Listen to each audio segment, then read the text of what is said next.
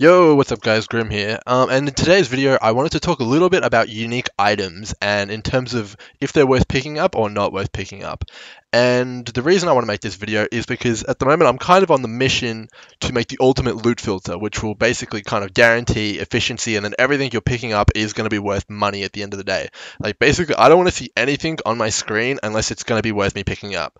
So that's like 5 links, crappy uniques, and just like kind of anything which like isn't going to sell or won't sell quickly or efficiently. So when I look at uniques, there's some very expensive ones like Chrome's Heart and stuff like that, and there's also a lot of very bad ones. So the mission is to get rid of all the bad ones and keep all the good ones. So basically what I did is I went through every single unique in the game. I made a huge big spreadsheet, which I'll show you in a little bit. And I went on PoE Trade and I looked at all the prices currently in Harbinger and Standard, both softcore and hardcore. And I kind of came up with a bit of a ranking system. So I've got red for something which isn't worth much. It's basically worth an alk or a bit less. I've got yellow for something which could be useful in the start of a league or is worth roughly around a chaos or less. And then green is something that I will be picking up most of the time, which is worth a chaos or more. And then dark green is for stuff like Shavs and Chrome's Heart, which are big like bomb drops. So yeah, basically, I just wanted to start off the video though with talking about the opportunity cost of picking up unique items because a lot of people don't seem to kind of factor this in. They like pick up everything and vendor it for alchemy orbs and stuff like that, but or just like even worse, they put it up on PoE Trade and sell it for alchemy orbs. So basically, there's a ton of downsides to picking up items like uniques. Okay, so I'll go through it real quickly. So you spend time looting the item. So it might be 2 or 3 seconds, but a lot of the time what happens to me is if I hear the ding go for a unique item, like my brain says, go check that or go find that. And sometimes I can spend like 10, 20 seconds trying to find the damn item if I like hit it off screen with like a Herald of Ice like explosion. So that's like a lot of wasted time. Even if it's just a distraction in the map, it will slow you down. And then you have to spend time identifying it. Like you might not think that's a problem, but like without like having to do this, you can sometimes not carry wisdom scrolls, which is really useful. And if you just stick it in your bank, you have to go through and like identify every single unique item that you picked up before, and that takes time, even if it's still a few seconds. Still, you could be running a map or something. Like if you're doing a map in 1.5 minutes, then like it all adds up. You know what I mean? And then this is the big one here, the big heavy hitter is looking at its price. So like there's no way for anyone to actually tell all the prices of all the unique items all the time.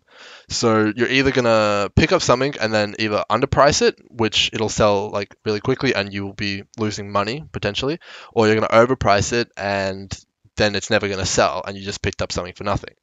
Okay, so that takes up like quite a lot of time. Like you gotta bring up the tab, and if you don't have 2 screens, you gotta like put it over PoE and stuff like that.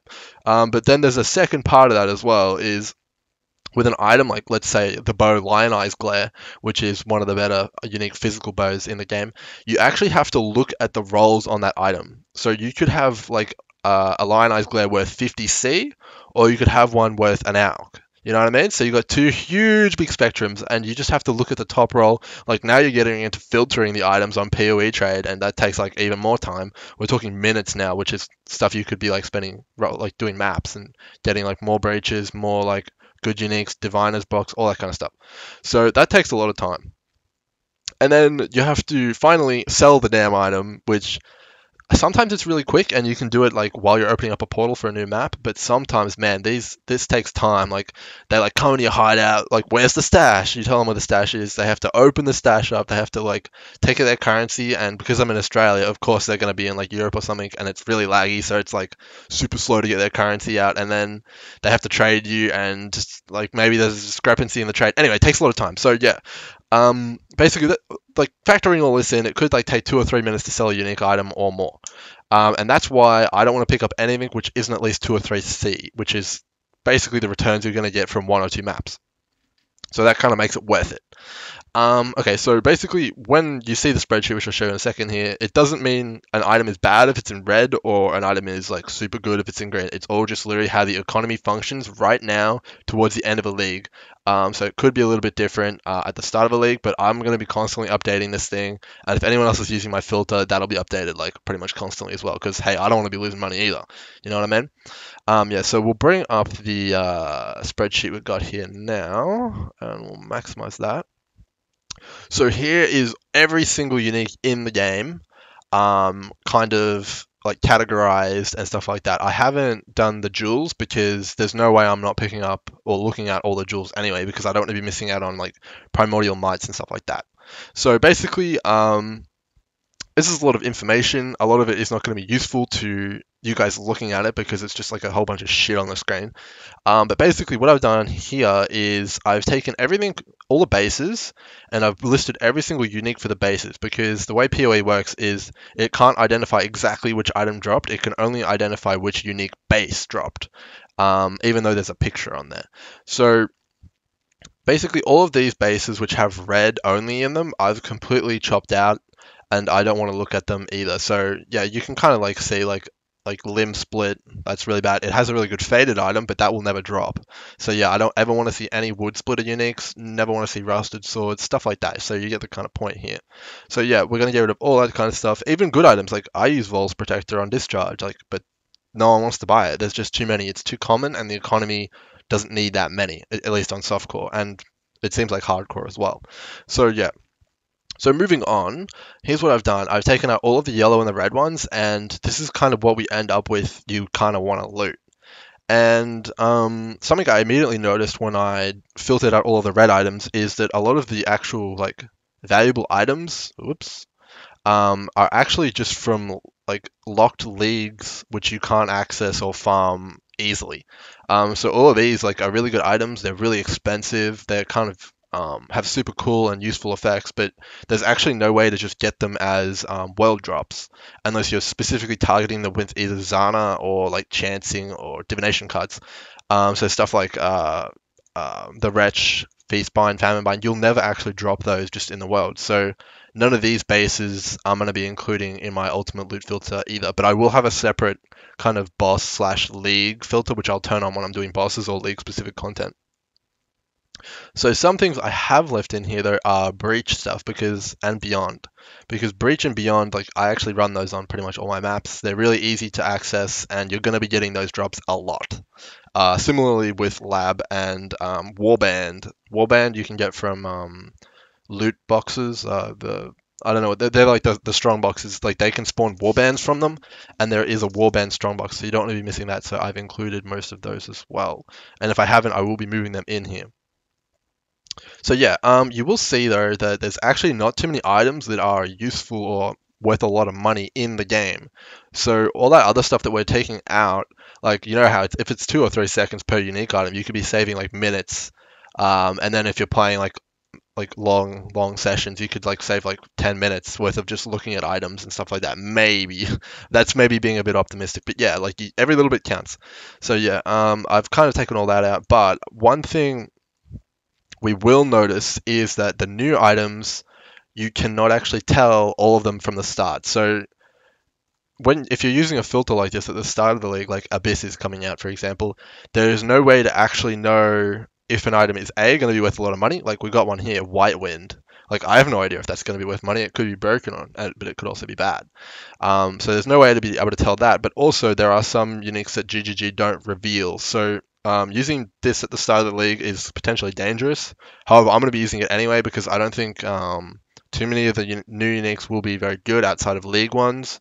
And yeah, like what I'm kind of saying here is that if there is a really good one, we'll know about it pretty soon, and I'll just slap that in there and I'll update the loot filter. But yeah, so one thing which I really do want to talk about real quick is the fact that uniques kind of like everyone talks about this unique power balance, like in terms of like which is the best. Like let me give you an example. Like Aziri's Disfavor. When that came out, it literally made all the other axes pretty much useless. Except in niche cases, like they have to be very different to even like get on this list. Like so. You'll see Hezmana's Bloodlust here it's on there, but it's worth like 2 or 3 C, and that's only because it's the poor man's Aziri's Disfavor.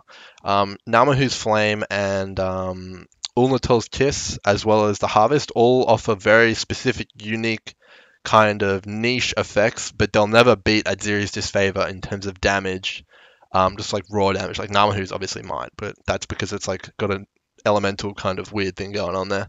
But yeah, so like unless a new axe comes out that will beat Aziri's Disfavor, generally like you're not gonna have anything that's gonna like make an impact. Like if they release a new unique axe, you're not gonna see it on this list because it's just not as good as um, at serious disfavor unless it beats out like Hesmanas or something like that. I think what was it? The new Depot axe. It's the one that does cold damage. Like that one got a lot of use this league, but it's not as good as Adzeres and it's not as good as Hesmanas in terms of like the builds that want to use it. It did go up in price a little bit, but because there's so much demand, sorry, not enough demand, and there's so much supply, it's not on this list. It's actually like worth like I think an alk at the moment, which is pretty impressive when these are worth more. Um, so yeah, in terms of like absolute best in slot as well, like for builds. So I really wanted to talk about this real quick. On a clear speed build like mine, no pair of gloves are ever going to be better than a pair of insanity gloves with the insanity essence on them.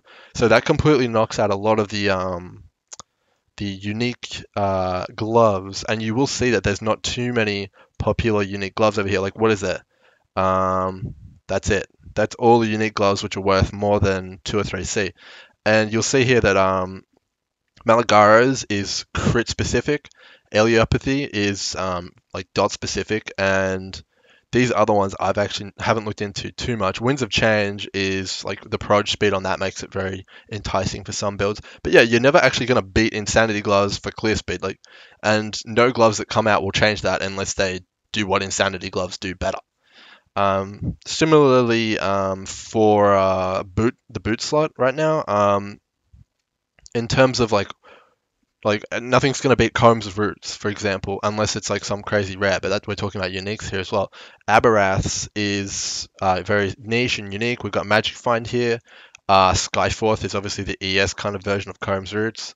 And Death's Door gives you immunity to bleed on that extra endurance charge, and it's very specific to where it drops. So lab. So basically, the overall point here is like if you bring out a huge power unique, you completely knock out all the other uniques in that kind of like gear slot. So you're only ever going to have one big power unique in each slot unless it's very specific, like Skyforth is, Araras Hooves is, or um, Namahu's Flame is. Like you can't bring out Azirius Disfavor and then have another really good axe unless it's very different.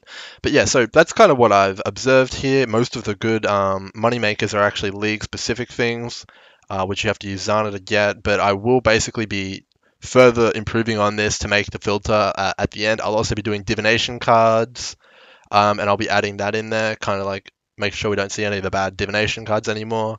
And yeah, but I will be expanding on this because I don't know what every single unique does, and I actually do want to learn that because I think that's a really important part of becoming very good at PoE, knowing what every single like possibility is. So I will be going through all these and kind of like reading them and assessing them myself, and then kind of deciding whether they should be or shouldn't be on the filter. Because I think some of these red ones, which I've marked in red here, like they might not have a high price, but they might be pretty good. So I will take a look at all of them specifically. But thanks for the video. Hopefully you kind of like got a bit of insight into like uniques and PoE and kind of like how many there are and how many like are worth nothing kind of thing. It's kind of surprising. There'll be a link to this spreadsheet in the description. I'll be updating it pretty constantly. And yeah, stay tuned for the filter. I'll upload that, like probably make a new video about it, and that should hopefully help everyone out a little bit more in terms of avoiding PoE trade and it's constant having a search. I'll see you guys in the next one. Cheers.